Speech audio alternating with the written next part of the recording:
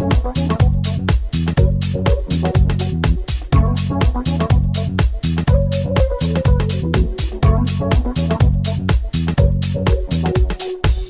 common complaints that you may see in hockey players, especially as the season wears on. One might be a tendinitis, so the patellar tendon right in front of the kneecap. There's kind of a cumulative wear and tear of the season.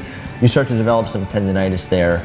It's not always something that holds you out completely, but it can be very inflamed, especially if you're going through a growth spurt. Another area of complaint pertaining to knee injuries, besides your traumatic ACL ligament injuries, would be more so just some generalized knee pain around your patella. We would call it patellofemoral pain syndrome. There's no one specific cause, however, there's a lot of factors that lead to people having pain around your kneecap, whether you are, your skating mechanics are off, or you are having a difference in range of motion right versus left of your hips.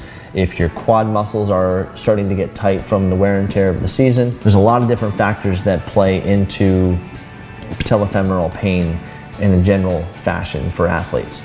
One thing that's important to do with athletes is to maintain good hip health. It all starts with the hips when it comes to knee injury programs, so that you can control your knee and give it the most support in stable positions. So there's 4 exercises that we commonly use if we are really trying to focus on reducing the risk of knee injuries. One of them is a knee hug, and you can add in a reach. This is simply a standing balance exercise. By adding the knee hug, you're increasing the range of motion while balancing. And then by adding in the rotational reach, that just changes up your stability to the point where your body has to work harder to keep that body position.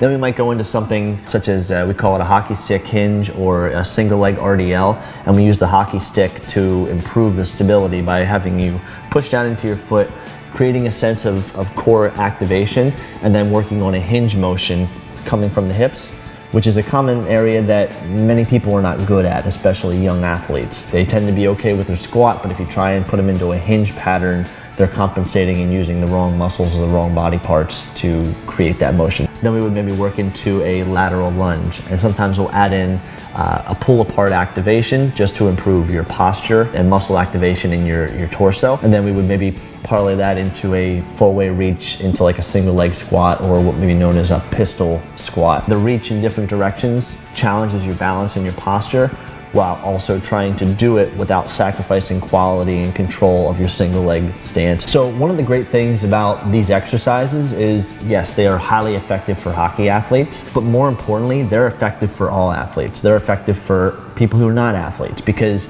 what we see in rehab and injury type situations is there are common factors that lead to these conditions. When we look at someone from a performance perspective, there are common deficits that pop up that lower someone's potential level of performance.